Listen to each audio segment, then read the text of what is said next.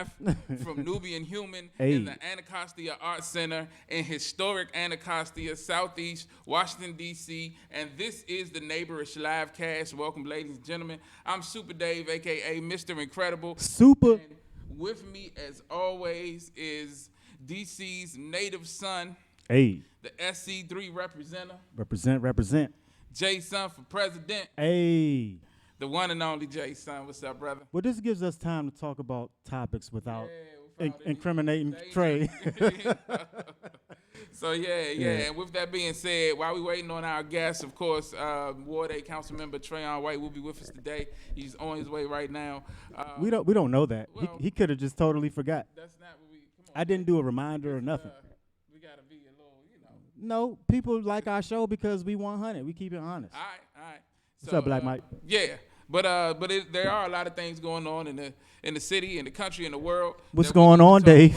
It's a lot going on, man. So we always, for the past couple of months, we started out talking about the coronavirus, and it's still rampant out in the community and the world. Actually, to date, the coronavirus is 37 million cases have been confirmed. 3.7. I done pushed it up way. No, like, damn. 3.7 million cases in the United States and 140,000 deaths. And, with the spike that's been happening lately, there's big debates over things that are starting to get back to, quote-unquote, normal. The question as to whether they should. It is a big debate topic right now. They've been talking about sports kicking off, and sports is a big thing that they've been talking about. And I know you and Joel last week was talking about basketball. Yeah. So, have they officially started back? Well, yeah, I mean, they opened up the bubble in Orlando, so teams are definitely training, practicing. I think we start up. I say we like I'm in it. I'm going to continue to include myself. So I think we starting up July 31st. I believe the season actually starts. So, and it looks as though NFL combines will be starting on time, according to schedule. It seems like the sports world is moving forward, definitely taking precautions, but definitely moving forward. Okay, well, yeah, that's good. So sports is a big thing that they've been talking about starting back. Also, schools, they're still, as of yet, Muriel Bowser has not announced her plan as to whether they're going to officially start back or not, or how they're going to do the beginning of the school year, while other, areas around here have announced they're either going to go with the distance learning or, in class, in person learning. It's a tough time for teachers right now. I got a lot of teacher friends. Shout out to my special teacher friend. Hey, we were talking the other day, and we were talking about just the stuff that teachers have to go through, to try to get back into the classroom. Let me go let Trey in. Jay's going to get our guest, and it's a crazy situation. We praying for all the teachers, all the students, whether you're going back or not. He's here. So I'm gonna break my. Hold on, nope, because Trayon doesn't get any slack because he's our council member. Trayon is late. I always give him the good intro. And the only reason I could get on him because, when I met Trey, he was in high school, and one of the big things was like we were on live television, so you have to be on time. Right. So I'm allowed to give him some crap for being late. That's just a little bit. It's all good. Welcome, man. Welcome. You already know. Jay say you came up on them, so you know how he is. I'm a little more easy with it, man. I'm just happy I know it's a lot going on. It's an election season, so I just appreciate you coming through, bro. I'm Absolutely. By the way, it's nice to officially meet you, brother. Yeah. And so as you can see, our guest is here. We got a great show for you today. He's a product of Southeast DC. Hey, a Southside. high school graduate, University of Maryland Eastern Shore graduate. Oh, you did some research, Dave? With magna cum cum laude honors. Dang, got the Graduated with research honors. popping. And he's had a hell of a political resume since then. In 2007, he founded Hicks, which is helping inner city kids succeed. I didn't know to that. serving underprivileged. Hold on, let me finish. I'm sorry. Dedicated to serving underprivileged and underrepresented children east of Anacostia River. In 2011, he was elected to the Board of Education. And in 2017, he took the seat that he has now as Ward 8's councilman. Ladies and gentlemen, Trayon Whit is with us right now. Welcome, sir. Welcome. Yeah, it's great to have you here, man. So we got a lot to talk about today. I want to talk to you a lot about, your career politically. And, it's like I said, it's an election season, so it's a lot going on. But right now we were talking about some of the things going on in the area, in the city, in the world. And I was just wrapped up talking about the coronavirus. But I did want to see, because there's a big debate right now about schools opening, how they should open, how they should go about. So did you have a specific opinion on that? Or? Thank you, brother. Well, first I want to thank you all for having me on, particularly thank you, Jason, for your leadership, man, and always being there for me since I was a young man in the community. But to the question, absolutely I have an opinion about it. I just don't think we're ready. As I see the spikes, because part of the narrative early on was that the coronavirus is not real, black people can't catch it, right, kids can't catch it, and so on and so forth. But we see, the narrative changed a little over time, and I think that we haven't quite got a hold on it in the District of Columbia, as we've seen the recent spikes here in this region. So just to put youth and young adults and kids in that space without the proper procedures and protocols and protections puts us further at risk. Right. But so, what would make you personally, not the council member, but what would make you personally feel safe to be like, okay, kids can go back to school? Like, what is it that you would have to see? Like, okay, now I feel like, it's we're ready for this. Like, what would you have to see? Numbers? Would you have to see what? Statistics? Well, basically, the way we were tracking it to see if the numbers had decreased consistently for 14 days. And also, this distancing in schools, how often we're going to clean the schools. We haven't had historically the testing apparatus is set up so everyone can get tested, figure out what we can do to ensure that it's not widespread. But once you have a population of hundreds of people gathering in one particular place for an extended period of time, it's inevitable that the virus will spread within the school. And so we haven't quite wrapped that. There has been conversations about seniors go to school this day and just trying to divide off what grades go to school, what day and for how long, and how you split the classrooms up to ensure social distancing, but that has not been worked out on a large scale. And so we're still waiting to hear from the chancellor and also the mayor as relates to how we roll this thing back out. Okay. And that's official from the, from the D.C. City Council. So that's the word. So, because, I think there's a lot of ambiguity, for the people. Ambiguity? H-U? Dude, anyway. but yeah, it's a lot of ambiguity when it comes to, what exactly is going to happen. So I appreciate you giving us some clarification on because I know, like, for instance, my girlfriend is a teacher, and she's a charter school teacher in D.C., and so they're really trying to figure out, the schools are really kind of waiting for, like you said, the mayor and the chancellor to kind of give direction before they make any definitive statements. They've said some things, but nothing too definitive. So yeah, we're supposed to hear something by the end of this month to give educators and administrators the opportunity just to prepare. So that's the last I've heard. Okay, bad. Appreciate that. So, man, it's been a tough week, or couple of weeks for us here. Was it yesterday or day before yesterday that Representative John Lewis passed away? And, he served as the U.S. House of Representatives representative for Georgia's 5th Congressional District from January 3rd, 1987 until his death 3 days ago. He was born in 1940 and started his political activism early in his life. In 1961, he became one of the original Freedom Riders, aimed at abolishing segregation laws that prohibited blacks and whites from riding, blacks and whites bus riders from sitting next to each other. And just, and that's like interesting kind of snapshot of what life was when he was coming up. Like black people and white people couldn't sit beside each other on a bus.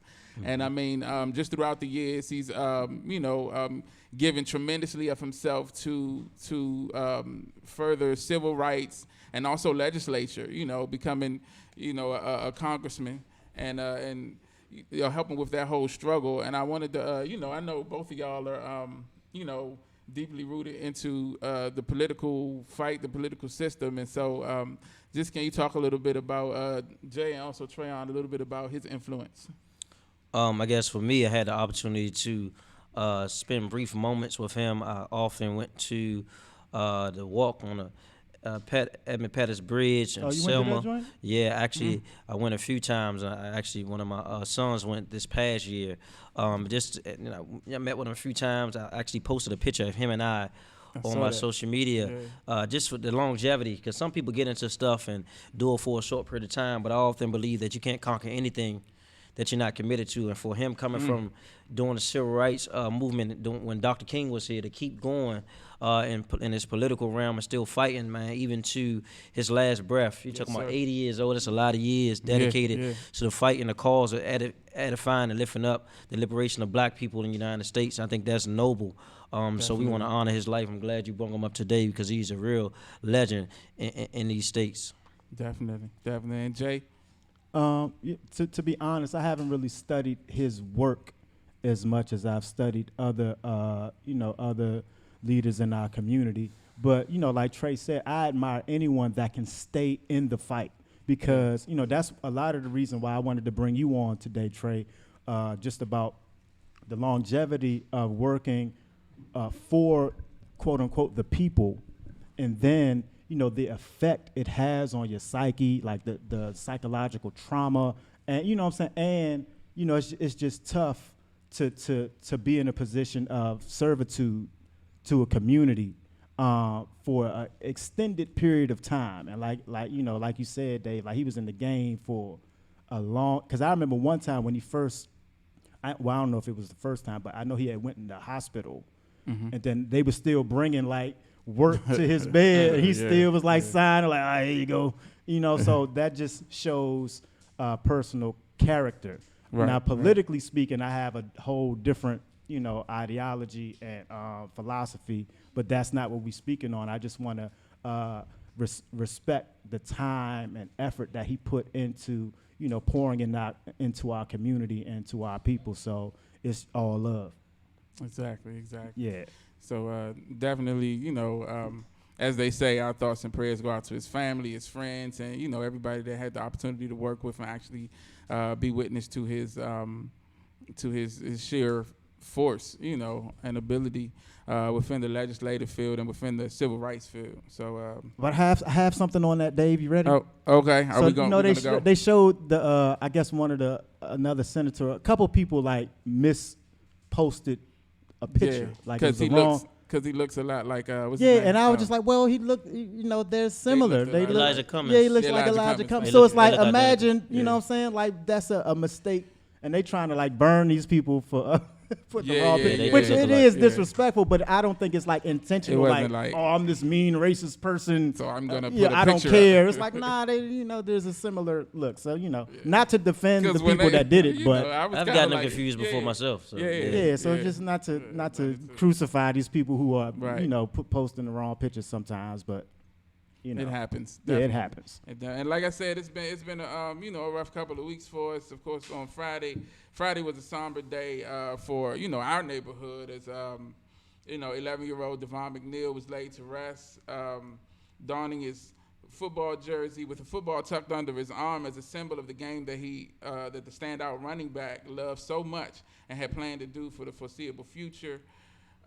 He was carried in a horse-drawn carriage and a beautiful glass casket, and in front of his football team, his friends, his family, and hundreds of DC residents who came out to support the family. And we, like I said, same thing. Thoughts and prayers go out to his family. Definitely, the DC police, in conjunction with the U.S. Marshals, FBI, and the ATF, have increased the original reward of $25,000, added $10,000 to it. They've made 2 arrests already, but they're still looking for more in connection. So if anyone has information on the case, we ask you to contact detectives. Or, additionally, you can send anonymous text also to the tip line by sending text to 50411. And, I just wanted to talk to Trayon a little bit about that situation. Just a young man coming from, where we come from. And I see you have sons, and I know it has to be something, but I know that you're on the front line. Like, one of the things that I've seen about you in researching your career is that you're out there when things happen in the community. You're usually out there, so you see a lot of this. So, do you become kind of jaded to it, or how does it affect you? First of all, I want to send my condolences and love to the family of Crystal McNeil, who's the mother of Davon. And, we had Donise last week. We had Ms. Jordan Simmons. We had a number of people who lost their life to gun violence in this community, all within a couple of block radius. Right. And so anytime there's bloodshed on the ground, we all need to be held accountable and feel some righteous indignation about what has happened. And if, a lesson not learned is repeated. And so we've seen the spike in the violence. Even this weekend, I went to the anniversary for Karan Brown, who lost his life. He was also 11 years old. I have a son. July, right? Yeah, this day, but that day last year, to a gun violence over on Alabama and Nella Road. I have an 11-year-old son standing right there, so I know that I will be broken and really, crushed to hear that my 11-year-old son was a victim of gun violence in the community. And more specifically to Crystal, Crystal, who is the mother of Davon, actually took her neighborhood and another rival neighborhood out of town 3 weeks prior to that to get some relationship building, not just to squash beefs, because that takes time and energy, but just to humanize each other, be around each other, show, man, you all have more in common than you do apart. And so that happened. So when we heard this, it was real devastating on both parties, trying to figure out, what's the resolve, what's the solution for ending gun violence in our community, because there has been a lot of efforts to decrease the beefs in the community. Right. And so, do you have any specific ideas or thoughts toward what it would take to calm or curb this gun violence? Because we know it's going to take a lot to really stop it, but at least to curb it or calm it down. Yeah, I always say that peace starts with self, and it's not most of the time somebody coming from West Virginia, New York, Philly, Arlington coming to our community. There's always somebody in our community, right. And so we have to start early, right? Giving our young people vision and dreams and giving them some hope as early as possible, because that's our nephew, cousin, brother, sister, auntie that's involved directly in the violence or perpetrating or the victim of violence. And so one of the things we've begun to do, as you may not know, that we have closed down a lot of resources related to youth and young adults in this community. Okay. Hot Rec closed, All Rec closed, Catcher Rec closed, Anacostia Rec closed, Blue Rec closed, number 11 Boys and Girls Club closed, and so on and so forth. So just across the street in the back of Ketchum, we're going to build a brand new recreation center there. We're building one in the Douglas community, Congress Heights, and we're also building one in Washington Highland. And this was part of the landed ground to get mentors and adults who care and something constructive. Because when we don't build something for them to do constructive, they do stuff destructive. Exactly. And so we put more money into violence interruption and prevention, more organizations in the streets, funding more nonprofits to get involved, more after-school activities. We've done less with more. We had more activities when I grew up in this neighborhood than we do now, with a $16.7 billion budget, and that's frustrating. So because I'm in office, I fight every day tooth and nails to ensure that I pass the conversation about equality, but talking about equity. And so we're putting money and resources where it need to be, but it's always a struggle because there are other priorities throughout the city. But we all know that we have some of the greatest needs east of the Anacostia River, Ward 7 and 8, and Parcel 5. Yeah. Definitely. And so before we get right into, because we got a lot to talk to you about, is one more thing I wanted to ask you about, because you are a native Washingtonian, born and raised here. The Washington football team is yet to pick their name. We waiting to see what it's going to be. First of all, how do you feel about the name controversy, and then do you have an idea of what you think the name should be? No, I am against the actual name. Anytime a group of people feel offended or Right. disrespected. I think it's a come upon those who are doing the disrespect to address the issue, and I feel like they are at a point where they are trying to make a decision about it. I'm not really a football fan. I'm really not an NFL fan at this point in my life, and so I not to say a football fan because I coach Little League football, but as far as the actual professionalism of the sport, I think that we need to do more to ensure that we are protecting our people and creating our own avenues where people are able to express their talents, not just making people rich or a small group of people rich, while we're hurt with CTE, all the other effects of those who may get hurt that don't even make it to the NFL as a result of it, making these colleges richer, as well as we travel along to in the academic field of athletics to make people these universities great or symbolizes greatness without getting a due compensation for our players. And so I'm a coach, so a lot of my players go to college and do very well, but the backlash of it is not always a pretty sight. Right. Yeah. So I know Jay, you said you're excited to. Well, yeah, I mean, but very similar to Trey, at this stage in my life, I have not followed the NFL for the past 4 years. Right. But, for political reasons. But prior to that, I definitely grew up a Washington football team fan my whole life. I've had memorabilia and jerseys and what have you. And then, like I said, in 2009, I was meeting with my grandma and my great aunts, and they started to begin to give me the history of our family and, our connection to being native to this land and, how certain members of my family felt offended by that name. And me being a fan of that team at the time, I had to reevaluate and reassess what I had been taught and what I understood about that name and, and just the history of my people and our people in general. So it forced me to make a decision, as far as principles and who I side with, who I stand with, and what I support and what I accept and what I refuse. And so, like Trey said, there was a large demographic of people that found that name to be very offensive. And, so I had to basically pick a side, you know what I'm saying? And I picked a side. And so in 2009, I became a Steelers fan. And you know what I'm saying? I'm still rocking with them. But I'm looking forward to seeing what the new name is, because I'd like to support everything that is and of and from my city. I'd like to. And can I add to that? And part of my and for me it's sports, right? I know I grew up playing sports, wanted to go to the NFL. When all the kids got big, I didn't, so I had to change my trajectory where I was going, right? It happens from time to time. Yeah, but for me, I guess it was bigger than this. The Redskins or the Cowboys, it was more so. I didn't have a lot of time and energy to spend watching somebody else fulfill their dreams. Right. Like I'm watching 3 hours, 7 hours, 15 hours a week. NBA, NFL, somebody's actually using their God-given talent and abilities to make millions of dollars, fulfill their dreams, but it's doing nothing for me. Yeah. So it was beyond just the Redskins. It was about how can I utilize this time to do something that's going to help me fulfill my dream, because they're fulfilling their dreams. They're doing it, right? They shining. Right, you know what I'm saying? They living good. I'm still in Southeast struggling. So I had to reevaluate that. I thank Deron Cloud because he helped me out with that a lot about maximizing my time and moments. And I think that helped me to be on the trajectory I am today, because I try to value my time, how I was using it.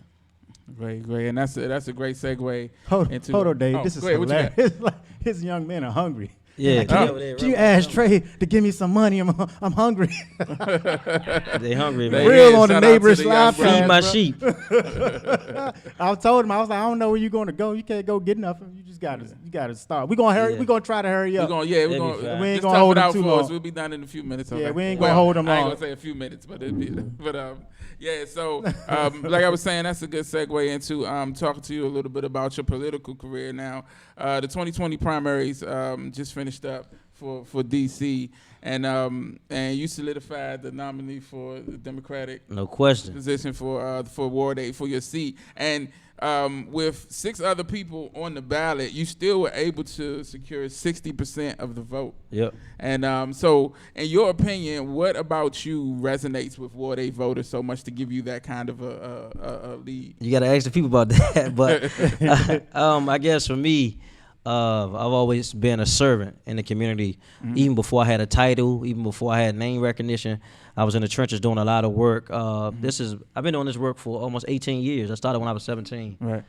Jay remember Jay had Yep. got me on BET some years ago, and I Okay. opened some doors for me to really boost my self-esteem and get knowledge of self. And I think that was very critical for me in my life. I just was talking about you on another podcast last week, actually, in your work you was doing. Thank you, Trey. No question. And I think that for me, it's about somebody that they can trust, they believe in, that's genuine about the work. Because I'm not the traditional politician, as they say. Right, You know, right, I yeah. come from humble beginnings, born and raised here in Southeast Washington, D.C., graduated from Blue Senior High School, did very well academically, but promised myself and God that if you allow me to make it out, I'd come back and try to make my community better. And through it all, through my family members getting killed here, through being right outside doing drive-bys, to burying people, to sending kids off to college, I've been here the entire time, and I think that people see that my heart is good, my heart is pure, and I make mistakes. Right. I'm not perfect by far, but I try to use my platform to help people and help be a bridge for people. And we've done a number of that through trying to build infrastructure and careers and business ownership. We just helped 3 of the businesses right here in MLK stay afloat. And I think we Okay. have to empower black businesses here in Ward 8. And I'm Definitely. staying strong on that unapologetically. And we got to make sure we control the economics in our community. And so education and economics has been my platform. Okay. And let me say this: my team. I'm nothing without my team, right? Right. God has blessed me with some true die-hard Trey fans. Okay. I'm with Trey, and they've really been supportive in Ward 8. Some don't even live in Ward 8. They come over here to help me. Some live in Maryland, come over here and help me. And I didn't take any money from any businesses. And that was big. Like as Yeah, incumbent, yeah. I watched one of my other colleagues raise $500,000 for a war race, and the maximum is $500. And so I got Wow. a maximum of $50 from a lot of people. We was Okay. able to do that in an honorable way to keep power within the people and win a race by a landslide. So I want to thank That's the people who amazing. support Yeah. me and believe in me and encourage me and pray for me. And even the naysayers, because you all give me fuel. It was one this morning. Right, I can mention no right. names. But it's all good. Yeah. So, Jay, do you have a question? I have several questions. I was trying to let you get all your Okay, shit you out, want me to Dave. get mine out? Okay. Yeah. All right, cool. So, 'Cause I'm I about wanted to talk go a little in. bit about it's well documented your relationship and how you came up under Marion Barry and you guys had a strong relationship. I Yeah. wanted to talk a little bit just because he's so pivotal and integral even now, and him not being here anymore. He's still a huge name. Mayor for life. Yeah, the mayor for life. And so, I want to talk a little bit about personally and also politically how you would describe him and his influence to you. I describe Marion Barry as a political genius, and I was talking about him the other day because he had a way of forgiving people that I've never seen before. Like I remember one time we was in a race, and one of his confidants that he pretty much confided in his whole political career for most of the years he'd been here in D.C. actually ran a candidate against him. Wow. Not that the person was going to win, impossible. Yeah. The person was from Maryland, ran against him. The person, she didn't get much of the vote as everybody expected, but his friend was the campaign manager for that person. Wow. And after the race was over, he offered that person opportunity to help them out. Like after, Wow. I'm like, wow, and I've seen that time and time again. Yeah. That he gave the olive branch to a person even after that, and I was like, man, that's a unique soul and unique spirit, and he was a political genius, and I learned a lot from him, and I Yeah. still try to glean some thoughts and ideas and inspiration from him, and guys like William Lockridge who poured into me. It's just for me, it's like being in this seat. None of them are here anymore. Right, right. So it's like. Yeah. I'm trying to navigate this vicious political system by being true to myself and true to the community and true to God at the same time. Yeah, definitely. And I was reading, I like to research, the people that are coming on, and so I was reading some stuff about you and his relationships, and one of the stories said that you were one of the people that he called when he left Howard University Hospital that day, and I know his passing affected you greatly. Like, do you remember, like, where you were when you found out and everything? Yep. I was out in Maryland, and I got a call from my friend who was on the fire department Okay. saying Marion Barry had been rushed to the hospital. And it was like, for real, I had just missed a call from Barry. And I looked at my phone and see he left me a message. I still have the message today. Wow. I saved it in my Wow. email so it could be saved in the iCloud or forever. whatever. Yeah. And he was saying that he basically want to meet me the next day because we was working on a few things. And Okay. and I was kind of perplexed because one thing about Barry is that I've seen him in a room where he didn't look good, he didn't look like he was going to make it.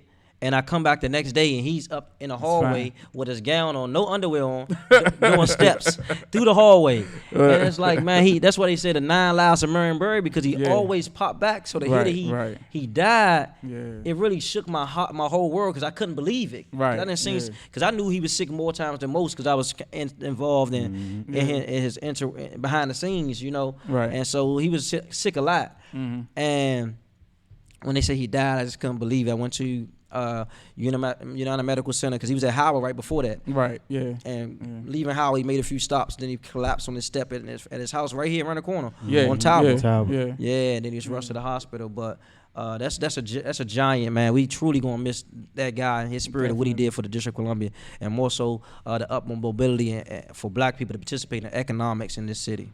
Right. Definitely. So I want to talk a little bit about that first election that you when you procured the seat for Ward 8 councilman. Procured. It's gonna every time anyway, that's what he does. But yeah. So when you got the seat, when you found out, that you had won. Can you talk about that moment? I know that had to be a crazy moment. So let me back up. So when I first ran, it was about 20 people had intentions to run. Right. And I think about 13 made the cut or whatever. And one of the things was his son, Chris, which is also named as Marion Barry, was on the ballot. So I knew that was going to be, something serious to take into consideration. Right. We had a lot of other, prominent names like Sheila Bunn. We had LaRuby May, Sandra Seegers. A lot of people that have been in the political game prior to me and had a lot of political clout.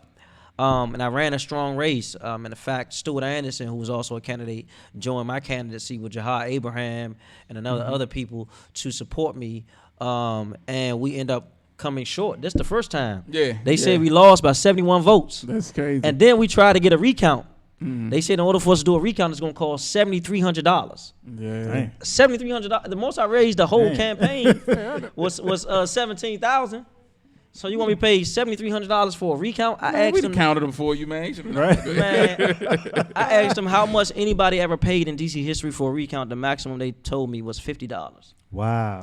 And so I knew I was in a whole conundrum. Yeah, right. And so was that Eastern Shore? Lord have mercy. Conundrum. And so we nonetheless, my predecessor was sworn in right even before they even certified the votes by the mayor. Wow. So they hurried up and swore in. So I knew I was up here about it then. But nonetheless, I went to work for Attorney General Carl Racine. I'm doing outreach in the community with Carl, and I quit. I knew I was going to get back in the race, and I left it all online. I didn't have a lot of savings saved up. I didn't know how I was going to pay my mortgage. Didn't know how I was going to take care of my family, but I figured that, if this is my passion, my dream, and if people support me, I'll win. So I got back in the race, and the rest was history. The people came out, and we beat the incumbent. We won. We try not to leave it close, and so we left the power. One thing about Marion Barry, you always say the power is in the people. Yeah. And so we left it to the people. We went out canvas, knocked on doors. I had holes in the bottom of my dress shoes. It was out there in the rain, sleet, snow. Because our campaign started in January. Right. And we won, man. And so I've been at it ever since. Just ran for re-election just now. Yeah. So, but the moment, man, that you heard that you won, like, what was that feeling? Oh. Like, how did that feel? Like, I'm not gonna lie, I was in doubt, man. Really? Yeah, because the first time I thought I won. I didn't believe it. It was like, I don't know, man. Let me see let me hold on before I get too excited. Because I've been here before. Right. Because the first time I felt like I won. And it's like, I felt like we won. Then to figure out I didn't win, it's like, so it's like, let me just see. Because there's a lot of tricks going on. Right. Let me see. And so when I found out I really won, I was overwhelmed with emotions and tears. And just excited for people, to have, me the opportunity to represent the community I was raised in, right, and born in and still live in. I think that's big. And so I guess for me, that was just an opportunity for me to take it all in, because I campaigned for almost 2 years straight and to get the victory. And so I know what it feels like to be the candidate that don't win, because you got to put your whole You got to put your finances on hold, your family on hold, your bills on hold, your relationships on hold, and it's like training for boxing, but the boxing match don't come up for another year and a half. Right. Yeah. Yeah. So that's amazing, man. So I want to talk a little bit about what you've done, with your career. You've been in the seat for a while, and I know that the political landscape in America, and more specifically in D.C., is so intricate that at times, a lot of the stuff the mass public either doesn't really know or fully understand, like the gravity of some of the battles. And you spoke a little bit about the battles that you fought, but a lot of people don't know specifically some of the stuff that you've been through fighting on their behalf, like on a regular basis. So what are some of the biggest issues that you facing politically right now? Housing. That's one of the major battles I fight. For those who don't know, we have a pot of money that we put into the budget every year called the Housing Production Trust Fund. Okay. It's almost at $100 million a year. Wow. And coming into office, I was trying to get an idea of what the correlation between those houses that we save for affordable housing versus how much money we spent. And I learned that we spent over $700 million on housing, but 40% of that money went to people earning between $80,000 and $110,000 a year. And I said, how is that possible? Right. And so I put it forth a bill to correct those numbers, and it passed. And so I did that work, and to make it more affordable, truly affordable, for those earning between 0 to 30% AMI, and also up to 50% AMI.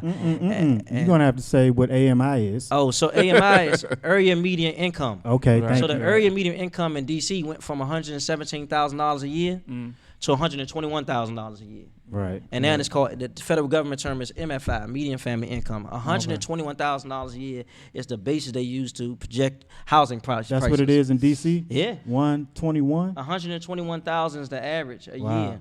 And so that's the basis of the problem. Right. But they get the average from adding like the richest to the poor. Yeah, absolutely. Yes. And they include Maryland and Virginia as well. Oh, wow. I didn't know that. It's a federal calculation. Okay. Yep. See, we get information on neighborhood slide. And so that's when we talk about gentrification. Some of those actual policies and ways of doing numbers was actually feeding. It wasn't like it was organically happening. It was happening through government. We were actually funding projects that was intentionally pushing people out. I went through this with Union Square project right across the street. We had an all-out battle with the developers and even community folks, even the ANCs, trying to get an equitable solution to how we build that project. Because when I looked at the project, it was 133 units, right? Out of 133 units, only 27 of them was truly affordable. Right. Yet they said it was an affordable project. I'm like, nah. And so is it a specific percentage that they have to have in order to be able to call it affordable? Yes, it's standardly it's 10%, but the way we look at it is trying to figure out in Ward 8, the average person is not making $90,000 a year. We know that based on the data that we got. And the other things I've been fighting for is against tickets, man. We obsessively ticket people in the District of Columbia, and it's predatory. Right. That's why I was trying to get you to link me with the mayor, man, so we could schmooze this out, man. Vote for me. Jay's plan is a little outlet. Look, you stick to Trayon right now. You gotta go for it. You gotta go for it. We still getting them tickets though. Trey ain't been effective. So call me in, tag me in, Trey. Tag me in. So one of the things that so we have a robust ticket amnesty bill that we did, and we've been working on it over time. So one of the things you cannot do is get your license suspended because of tickets. We got that part passed. The second part we're working on trying to get funded is you are able to do community service hours to replace paying a ticket. Right? The third piece was we was trying to stop tickets from doubling. There's nothing that reflects that people will pay their tickets in a certain amount of time, but their tickets don't double. Right. And so it's almost a regress. It's almost a tax. You're getting taxed. And so we have been working with the administration trying to get this move forward because it's destroying people's lives. So if I'm a parent, if there's a mother who has to take their child to a school across the city and they have to go to more than one school in the morning and they get a ticket, they taking parents in the morning while they're taking the kids to school. Exactly. Right? Yeah. So that's a problem. Man, I've been crushed by because the timing and the amount, like they have been crushing before. And we have some of the highest ticket fees in the region. We've been working on that, and so one of the other things we've been working on is trying to address the issue of careers. And so, for those who don't know, we just opened up the DC Infrastructure Academy in the ward probably about 2 years ago. That's Which, the joint at Wilkerson? yeah, Wilkerson. Okay. And now Oh, the okay, mayor's trying to okay. take it out of Wilkerson and put it in Spingarn. And we in Ward 8, it was going to get taken out of the budget. It was $19 million in the budget for the Infrastructure Academy, and it was being taken out of the budget. So I had a community emergency meeting here in the ward with Chairman Phil Mendelson. We ended up fighting as a community to get it back in Ward 8 Okay. and get it built, because it's originally supposed to be on the St. Louis East Campus. And so we talking about Pepco, DC Water, Washington Gas. We got some solar panel jobs and careers there. We also Okay. have some IT jobs with the Hope Project with Raymond Bell. And so we're trying to get more of those careers, because it's really designed to change the wealth gap in DC, especially for black people in the city. And so we haven't maximized the potential of that space, but to move it, it's really going to be devastating to the community that's vested in it and fought for it to keep it in the budget. Definitely. One of the things we've been talking about is access to recreation activities. I want to touch on one thing is for the seniors. Sure. Yeah. One of the things the most active and engaged population during budget season in Ward 8 has been our senior citizens. Right. Hands down. They've been coming down there, filling up the chambers in the overflow room, even some in wheelchairs and everything, advocating for what we need in Ward 8. So shout out to our seniors here in Ward 8 who's been on the front line since the civil rights era, still fighting for us. We need to get more young people active and to stand up to be more organized in our community. But we are building a new senior wellness center here in Anacostia. Actually, it's going to be in the back of Kramer. Coming up, and we also have a recreation coming up to in the back of Ketchum. It's in the budget, and we just put more money in the budget just recently to make it bigger. We want to do a field. I know one of the recreation centers will have a movie theater and a bowling alley. There's going to be a lot of great things happening in Ward 8. Nice.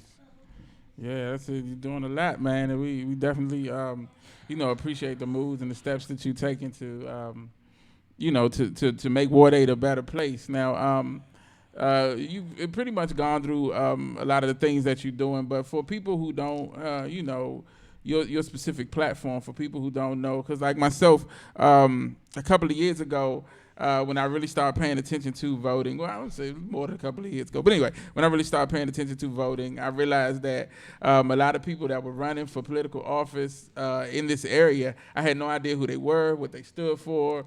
And I mean, I think that's a lot of, you go by, oh, that person got a name like my cousin, let me vote for them or something, So specifically your platform that you're running on, can you talk a little bit about it?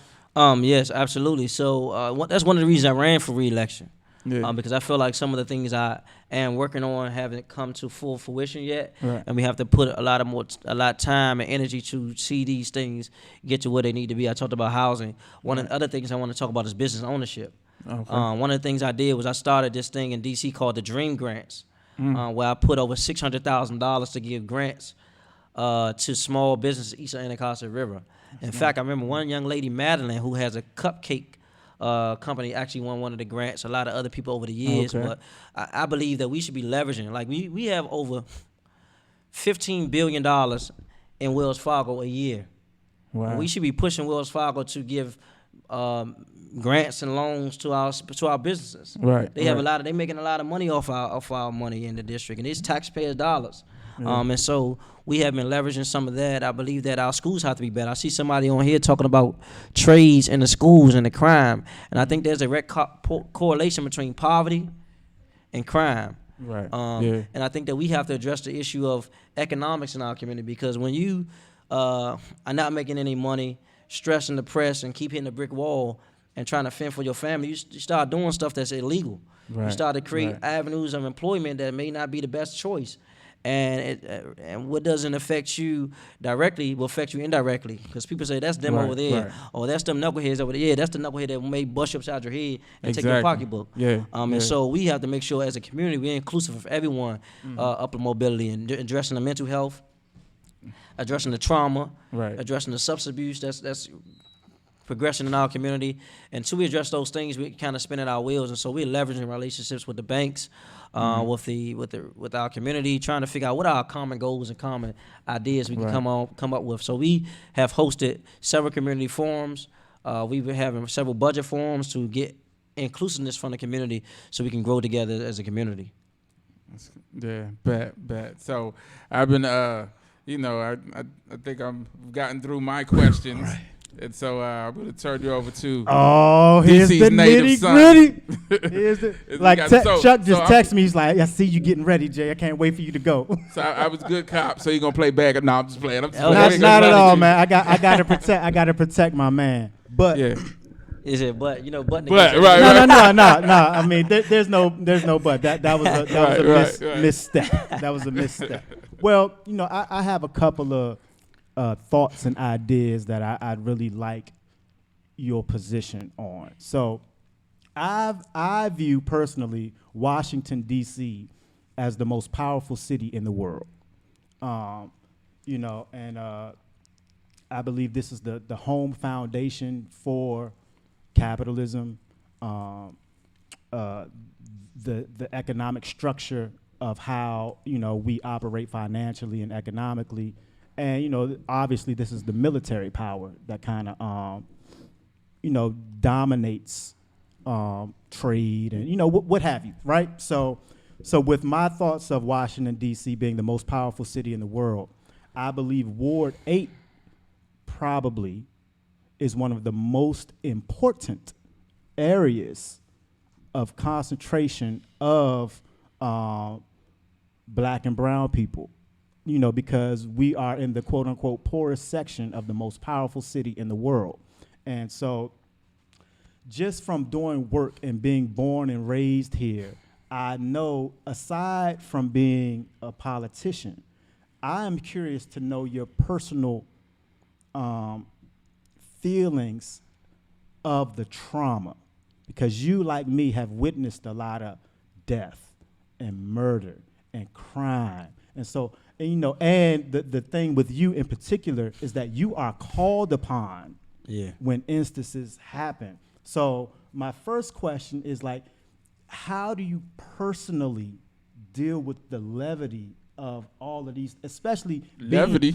UDC. You know what I'm saying? By Fibers. people's parents calling you, the grandparents mourning like year after year, you know what I'm saying, over and over and over. It seems to be a constant thing. So what is your personal regimen in dealing with that? Yeah, I think I went through this in the last 2 years. I've been emotionally broken. I've buried 157 people, including the 3 funerals I went through last week.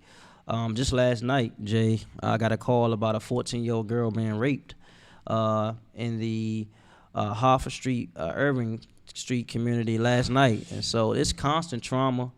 It's constant turmoil in our community. It's they say hurt people. And I think that the reverse side is true, to heal people. And I guess for me personally, it's hard because I meet people at some of the worst times in their life. Yeah. Right. And it's like I have to be to bear that burden and still be of help to them. And sometimes I'm unable to help. Right. And it leaves a lot of families frustrated or feeling disconnected or some type of way about me. I even saw one of the fathers have outlash about me because his daughter, who was killed a couple of blocks from here on 18th and 19th, and he felt like I wasn't sensitive enough. Mm-hmm. And so I try to figure out a way that I can, work on self to be more sensitive to the situation. But I go to therapy. I just went to therapy last week. I'll be going to therapy this week again, to try to deal with some of my personal trauma. Because, growing up here, I have a lot of family here, so I've been experiencing gun violence personally for a number of years right here in this community. And so it's hard. Yeah. It's not easy. It's one of the worst parts of the job. When I went to the hospital with Crystal McNeil, when her son Davon got shot, and I heard her scream. Yeah, we heard her screaming at night when it happened, because as you know, that's right on my block. Oh, and I was out with me and my kids were outside when that happened. We just didn't know if it was fireworks, and the only way we could determine that it wasn't, we started hearing China screaming, and I didn't go investigate, because I had my kids with me. But yeah, just the pain of that shriek. Yeah, it's like, ooh, like I didn't even know what had happened. But I just heard that shriek, and I know you hear that often, which is why not only am I curious, like I'm concerned for you, you know what I'm saying? Because that's a lot to take on such a consistent basis. Yeah. That's why I was like, yo, what are you doing to make sure that you are okay? Yeah. Well, I try to find healthy outlets too, and which I haven't been good at doing based on what my therapist saying. She said I need to find some healthy outlets, but I guess for me it's about decompressing and really dealing with the pain and trauma that I've experienced and those who I'm working with are experiencing, but also trying to create an avenue where people can get help in our community. Because we see a lot of people, if you walk outside of here, the Go Road with 16, you see a lot of people self-medicating Yeah. and, Yeah, and on yeah. drugs. And you see a lot of politicians on drugs, because of the stress and the pressure of being in leadership. And so Right. I'm often careful and concerned about, I had good people around me. That's not huge. yes Yeah. man. That's not gonna say you just pat me on the back and always say I'm doing the right thing. I have people say you need to do this or you need to think about doing this, and I try to take heed and listen. Some people say I'm hard headed, but I guess I try for me to keep people around me that's gonna give me constructive criticism and give me the wisdom and guidance on how to address a lot of this trauma in our community. Yeah. I just want to say real quick the fact that you openly announced, that you are, seeking having therapy is huge because there's such a stigma about it in our community, and so but everybody needs, just to have somebody to unload to kind of, give your thoughts to and things of that nature is huge. And then also you said it earlier, and then you just, brought it back up about having a strong team, and that's huge too. Like having people around you that's going not just not be yes men and give you suggestions, but also be another outlet, another more people to kind of unload your issues to and things like that. So that's good. I mean, it sounds like outlets to me. So yeah. So we got to encourage more of our people to start taking therapy Yeah, and getting some yeah, help, man. yeah. Because a lot of these, because I think about even the guys that's doing the acts of violence, right? Right. They've experienced trauma on a certain level that have never been dealt with. Exactly. I'm Yeah. saying more, Exactly. even during the whole quarantine, we've seen more domestic violence calls than we ever had Yeah. in DC history. Like the domestic violence calls have gone through the roof because people are forced to kind of be in the same household, Deal with it. deal with Yeah, the issues, and see yeah, each other yeah. on a consistent basis. And Yeah, so and that's a scary thought, just because like you said, the quarantine put them in a position to have to face it. But before that, they were kind of, I guess, dealing with it and kind of getting along, and things of that nature. So, so it's definitely, that's an interesting thought that now that they're going up, based on the quarantine. But yeah, go ahead, Jay. I'm sorry. Yeah. So, I agree. But I think 2020 has been interesting because at some point, for lack of better words, UDC shit's going to hit the fan. So We if got you the are parental advisory up if you there, are so in a Jay. relationship with somebody in a household and it's never dealt with, Yeah. I don't know if that's worse than being forced to deal with it and confront it. Like, it ain't gonna be pretty. Obviously, it hasn't been based on the calls and the frustrations and the domestic violence. But at some point, the longer you let it linger, it kind of will become worse. So, but that's a whole separate thought, just based on what you brought up, like the domestic violence thing, and like what Dave was saying, people forced to being in close quarters with their quote unquote families or what have you. So, eventually things are going to have to arise to be addressed, which leads me to my next. Well, I don't even know if this is a question, Trey. Uh-oh. I'm going back and forth because I don't want to hold you too long. But so, in regards to Day Day around Cedar, that's my hood. So that happened on my block. And for the past couple of weeks, we've been seeing all these organizations and cameras and all of that coming into our community representing. We appreciate it. And, but we have the community, and that's when I was texting you, and you weren't getting my text. We've been meeting ourselves because, one, we feel responsible. It's like we feel like we let an 11-year-old boy get murdered on our watch. So even the go hard dudes with the guns and like never smile and go hard, they all be there. So, I think it shows not just our community that like, oh, the people of this community are doing things when all of these cameras and marches leave. I think it's important that China Crystal Yeah. sees like, oh, like they are actually doing something without having to be prompted by the city and so all that to say, one of the conversations I was having with the dudes on the block is frustrating, but it's like, yo, at some point you're going to have to dig within yourself to evaluate your own personal life and and tap into something, whether it be a higher power, whether it be Allah, Buddha, Jesus, but eventually you are going to have to take control of your own actions in life. Like, it's not too much we can do, even though we meeting and we organize and like trying to do trips and activities. But it's like at some point, you just gonna have to sit your ass in the house, look in the mirror, and be like, yo, I have to better myself.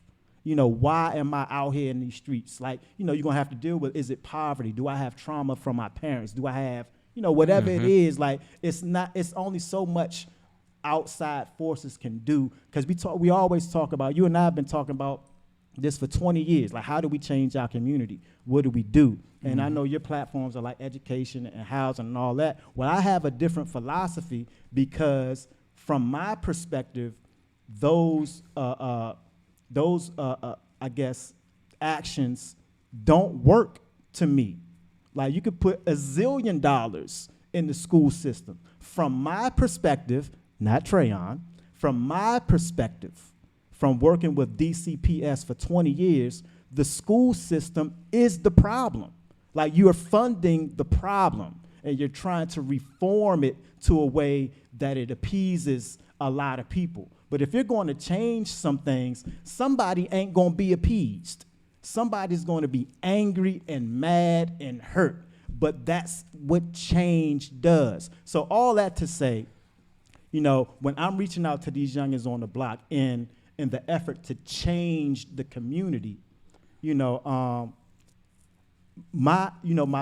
guess step one for me was like, yo, you have to personally evaluate, what do you believe in? What are your principles? And how do you carry them through or not? So I would say, what is your thoughts on that philosophy when I'm speaking to the youngins? So I totally agree. I think that the greatest influence on a young person is another young person. And I think that we've become a environment or community that we have people speaking and giving information.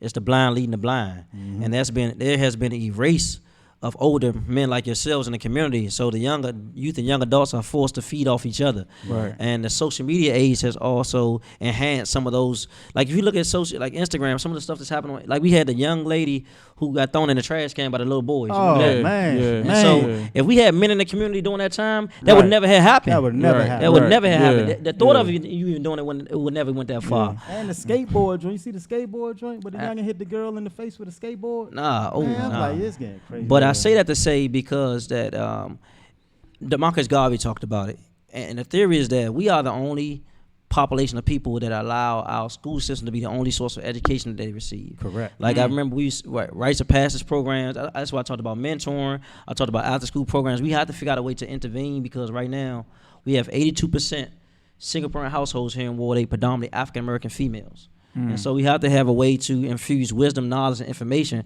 because it's about self-esteem. Right. And it's about, if you don't know who you are, then you don't know that you're gonna make $4.5 million in the next 8 years. You're gonna jeopardize going to rob somebody for $500. You gotta split between three people. Right. Oh, You don't know your value and your worth. Exactly. And so you don't know you're a king. You don't know you're a queen. You don't know that you're the mother of the village. And so you degrade yourself and do things that's unnatural because of self-esteem and lack of knowledge of self. Right. And I think that's the beginning of it. It's a book that I talk about all the time, As a Man Thinketh. It says people all over the world want to change their circumstances, but are unwilling to change themselves. People all over the world want to change their circumstances, but you got to work on changing yourself. And I think that they have to have role models. Sometimes seeing is believing. So when they see somebody who's if you go, when I used to go to school, right, back years ago, you talk to young people, they say they want to be a firefighter, a police officer, Right. a lawyer. You might get a cosmetologist, NFL player. Doctor. something. Almost 90% of students right now want to say a field that's in entertainment. Right. Football, Rapping, playing basketball ball. player, actor, because of imagery. We putting all these Right, images right. in front of them that they think that's the only thing they can become, because that's the Right. only thing they see. That's one of the reasons why I never cut my hair. Getting into politics, I want you to be able to feel and see the real me to know that I come from here. I'm from here. Right. And you can obtain to be whatever you decide you. The person says they can, and the person say they can't are both right. Exactly. Right. And it's about us giving them the information so they can believe they can become whatever it is, and giving them the tools that they can become what they need to be. Because they might need to go to a school, or might do an internship, or might need to travel abroad. And we have to utilize our resources to able them to get there to expand their minds. And for a lot of part of it, it's lacking. And so that's my answer to that. Yeah, that was pretty good, Trey. Yeah. All right, so this is the last thing I got. Then I'll let Dave ramble on. So He's really but disrespectful to me. I Trey. don't want you to answer this. I don't even really want you involved with this. Oh, But, okay. So why would you say about well, go ahead. because That's what you gotta say. when it came up, I immediately thought about him. But do not respond to this. All right. All right. So Nick Cannon is in the news for obvious reasons. He got canceled from he got canceled. What was it? Viacom for sure. canceled. Yeah. Because they said he made anti-Semitic remarks, right? And I listened to the remarks, and I was like, okay. I didn't see the historic flaw in what he said, right? And so a lot of it has to do with race, right? So what I did, I broke things down without race involved. So I was like, okay, there's a group of energy here, right? And then there's another group of energy over here that treats this energy a certain way, in a negative way. And so the energy that is being treated negatively has a position on how the energy that is mistreating them, how they talk about amongst themselves, like, yo, energy, y'all see how this other energy is treating us? Like, yeah, it's horrible. Like, they're raping us, they're murdering us, they're enslaving us, they're subjecting us to certain conditions. And, we don't like it. So amongst ourselves, we're going to talk about our dislike about this other energy and how factual, historic evidence that has been documented throughout the course of time clearly says, like, this group of energy has treated this group of energy in a certain way. So if we, being representing that energy that has been mistreated, are not allowed to express how we feel about our mistreatment, that's very equivalent to a rape victim not being able to articulate how they feel about their rapist. And that seems a bit unfair if you aren't even allowed to speak on your treatment, and you get punished for speaking about your treatment. So it's just interesting because I know as soon as I heard about Nick Cannon's circumstance, it made me immediately recall the situation that you had with a certain demographic of people. And so I guess this isn't a question to you, Trey, but I guess a question to our viewers. And I guess to Dave, I think you're safe to answer this. Dave. I'm not touching this. Go ahead. I mean, because it's real, man. Because It's real. No. It's real. The reason it's important because there's all this talk about healing and bettering our community, but you can't heal something if you don't get to the wound. How do you heal a wound that you're not allowed to, like, you're not even allowed to take the Band-Aid off? Like, no, don't say that. Like, wait a minute. Like, if we're going to heal, like, if a rape victim is told to work through it, go to therapy, get through it, get to a healing place, they have to recall what has happened in effort for it to be healed. And so collectively as a people, especially black people, so we seem to not even be allowed to speak on our documented, historic, factual treatment.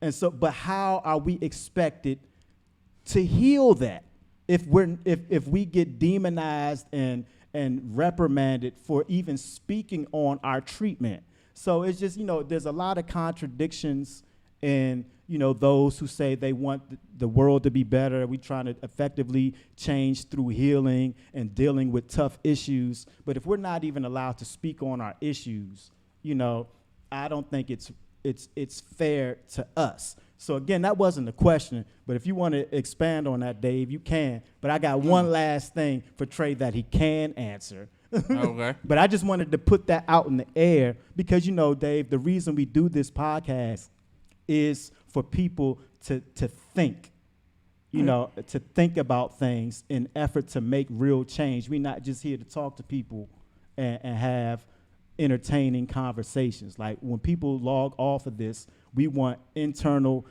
conversations happening within communities and families and organizations and boardrooms and all of these things. So that's a real question to specifically that demographic of people who reprimanded Nick Cannon and claimed that his statements were anti-Semitic, you know. But that's all I got on that. But then the last actual question for Trey, because I know what's our time, Dave? How we looking? It's 12:07, so I didn't know if you had to do a hard out. Nah, I'm good. I gotta find these kids or something. I know they done rolled out on They them. ran through the hallway so somewhere. ain't gonna be too much I still longer. keep running around. But yeah, the last question, the actual that Trey can answer, is that I hear a lot of conversation about we need leadership in our communities, and my response to that is that I feel that we have leadership in our communities. I just think the leadership needs support. And my last tidbit before I want you to speak on that, Trey, is that even with this re-election push, I saw a lot of people that I knew that you know that were running against you, and I didn't understand, right? Because I was like, you know, it seems as though we have good representation. You know, we have we have leadership in our community that has our best interests at heart, that isn't scared, that has a spine, that has a backbone, that's willing to go to bat for us. So why don't we galvanize, organize, and mobilize around the existing leadership that we have, as opposed to like popping up all this new supposed leadership in our communities that we don't have? So to break that down into a question, you know, like I say, I get this question like, yo, we need leadership in our communities, and my response is, we have leadership, we need support. And so what is your response to that question or statement like, yo, we need leadership in our communities? So I say that everything that rises and falls on leadership, and I think that we have to figure out a way to create organizations of leadership, almost like delegations. Because what happens is that there's over 75,000 people, almost 80,000 people here in Ward 8. Mm-hmm. And it's hard to really address all the needs of all the people all the time in various spaces. And so that's the whole premise of ANCs. But there are natural leaders in communities that are not tapped into because they don't have a title. Right. Or they're not feeling empowered, or might not have the resources they need. And so what we need to do is form a pathway to get access to the power to empower them to do what they do. And I think that and I think that when we don't do that, it diminishes their role and respect and power in their community, because when you're a leader, everybody knows it. Right. People gravitate towards you, people follow you, and when you can't deliver in time, your leadership diminishes, because people want you to help them. And so what I have to do as the leader is trying to figure out who are the leaders in different parts of the ward or parts of the city and empower them through forming a coalition. Right. Because, you know, a house divided against itself going to fall. Exactly. And we got too much division in our community. So I'm trying to work. I'm actually doing a kickball game Saturday on the 25th.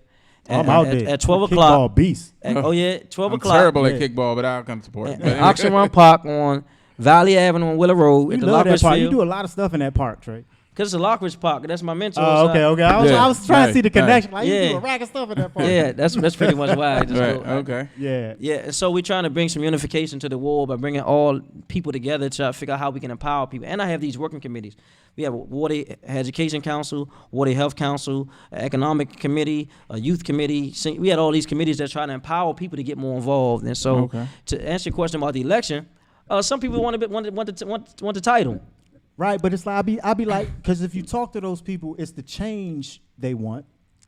But I'm like, yo, we have leadership that they even rock with you. Yeah. You know what I'm saying? So I guess, not saying it's right or wrong, it was just confusing to me. Because like my whole thing was like, I just want somebody in office who I know loves me and cares about me, like, then I'm good. It don't matter really who it is. It's like as long as you ain't corrupt and you not like bowing down and bending over to developers and you know what I'm saying? It's like, yo, why does it matter like specifically who the specific person is if they are representing us well? That was my point. There's historically been a spirit of envy and jealousy in our community. And not saying that those individuals. And I don't even think that's the case in this particular.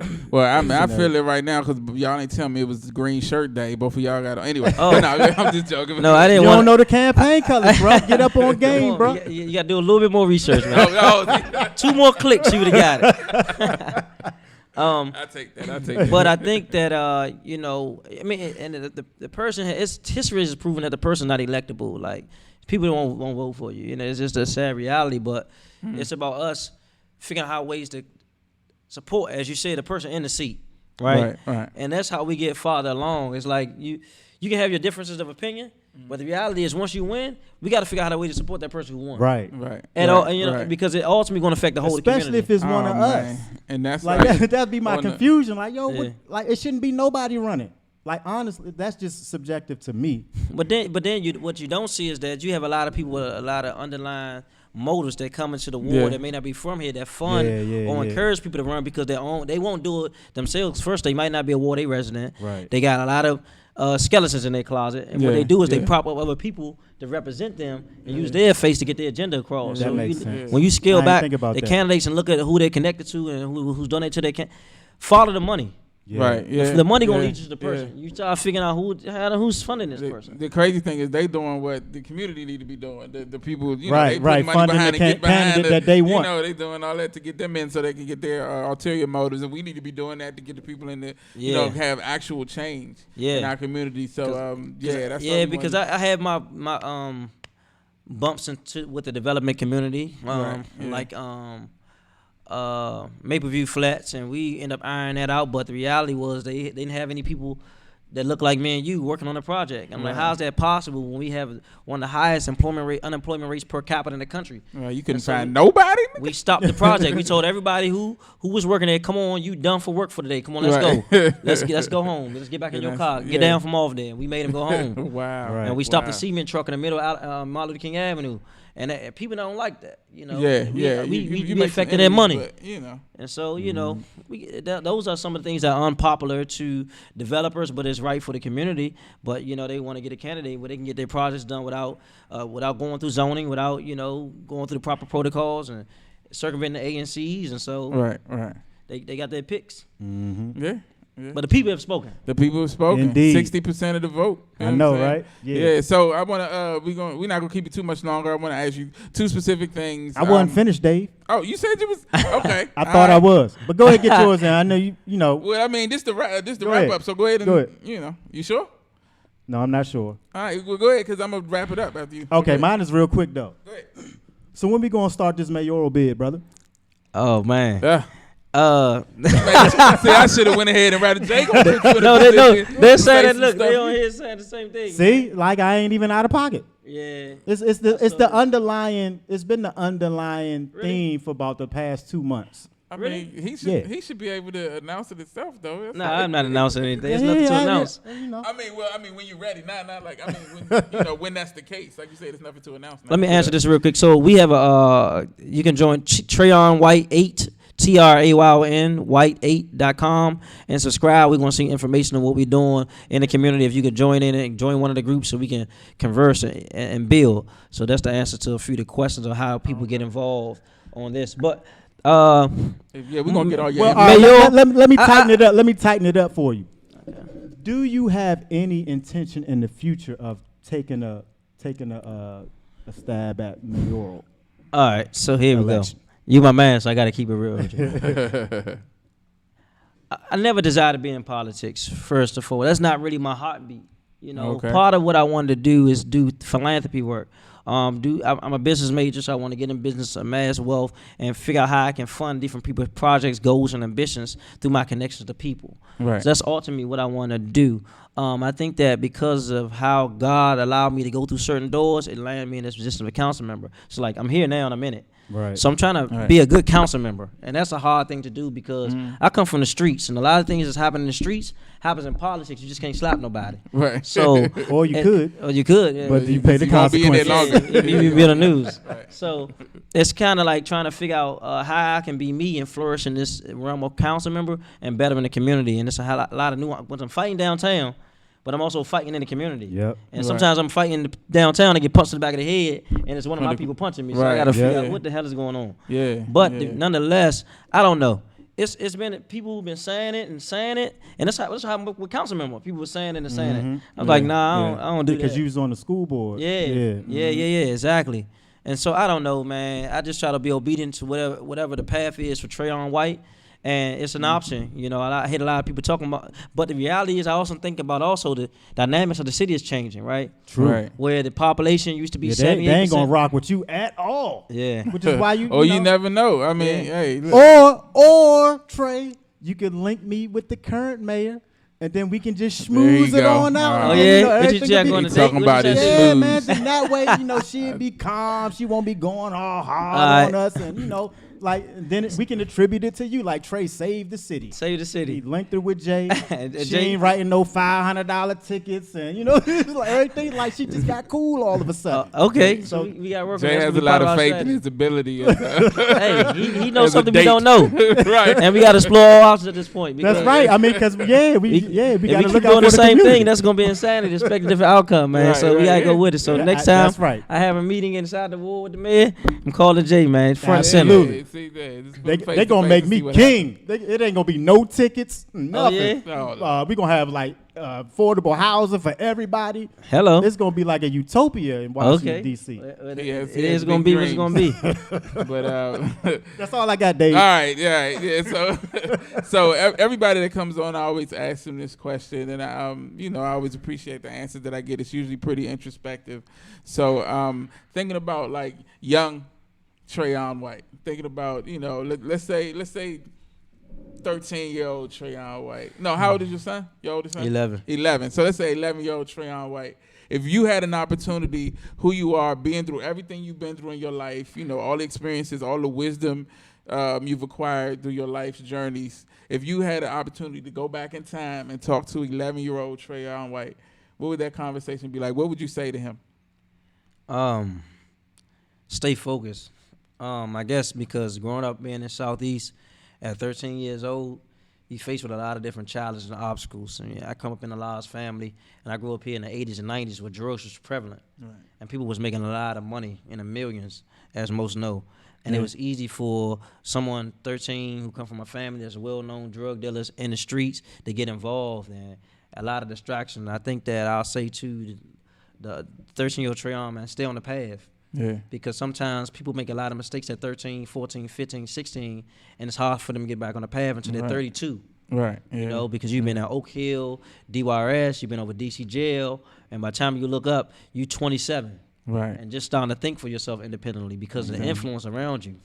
And at 13, it's easy for you to get involved in the streets because you got to go to school. Right. And sometimes young people don't choose the streets. You choose safety. If I'm going to school and I gotta go through 3 different neighborhoods to get to school, and my neighborhood beefing, I'm gonna go to school with my friends. Right. Right. And I'm going because it's strength in numbers. Yeah. And you think of that, he with a crew or he want to be one of the bad guys. Nah, he know that if he by himself, they might attack him and jump him. So he gonna go to school with his friends. So when his friends fight, he gonna fight. Because if he don't, he gonna get jumped by his friends when he get back home. Right. Yeah. Right. You know what I'm saying? Yeah. And people don't understand those dynamics, Yeah. going to school and being involved. And so somehow, by the grace of God, God spared me and saved me. Right. But I do know, I stay focused, man, and believe in yourself. Mm-hmm. Because at that age, I was told I had 2 learning disabilities. And they told my grandmother something, I don't know, but she said, you're going to get your black ass in that school and you're going to learn. Right. And that's all I needed to hear. Yeah. She didn't want to hear yeah. about the excuses about what they were saying I was, but she knew who I could become. Right. And she encouraged me to be who she said I am or who God says I am during that moment. Exactly. And that really changed my life. Because I could have stuck with the narrative that I got a learning disability or this and that. But I became, as you read, magna cum laude. Right. Graduated with a 3.6 GPA. That's amazing. Never got less than a B my entire college career. That's dope. Because somebody believed in me when I didn't believe in myself. And so I want to thank my ancestors the mentors, the naysayers, my friends, pastors, imams, preachers, everybody who encouraged and poured in me during that time. Even Jay, during that time, that didn't know I was going to become where I am today. But I knew. you knew what Jay knew. Let's see. But he knew. Right. Yeah. And Well, created he's got foresight. I give him and that. created a step. No, seriously, because those who don't know, Jay was trying to get me to do something I didn't believe I can do. He was asking me that I want to be on BET. Oh, okay. Yeah. Like, I saw your light, brother. I saw you said didn't see BET. your own light. I said BET. No, I don't want to be on BET. Man, I'm a little dude from Southeast, man, trying to make sure I can go to get to school the next day. Right. And he came back.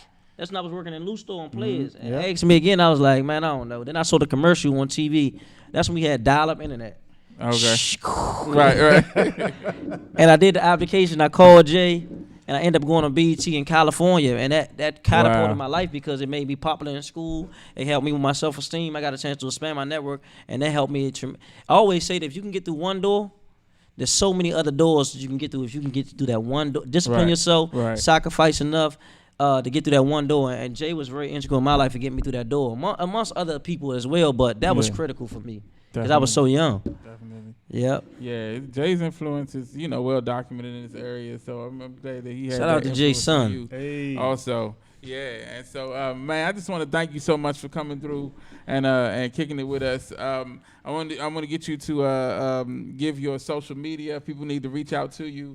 Your information and Okay.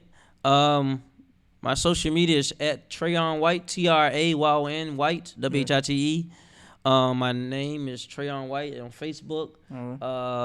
My office number is 202-725-8045. I didn't want to ask you, but I saw, on the website, I forgot, you're a council member, so people could call you and really, and call you. And they do. Your staff. And they do. Right. And they text me, call me. Yeah. And what's the platform for this so people can get on and follow you guys? Oh yeah, we're this is the Neighborish Livecast. You can find us on YouTube, Instagram, and Facebook.